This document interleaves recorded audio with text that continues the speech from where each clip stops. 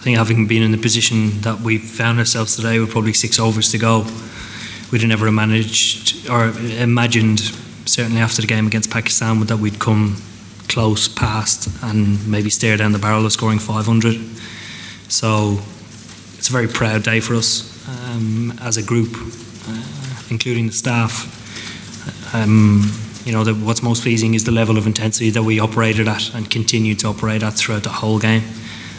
Every batter that came in, every bowler that came on, even though it was a really flat wicket, showed an unbelievable attitude, which is all you can ask. I think it's important.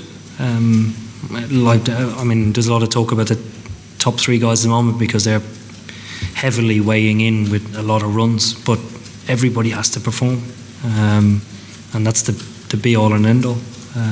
If we're going to try and compete for the World Cup, we need guys who are contributing on a regular basis. So, yeah, it's important that I do that as well as a leader.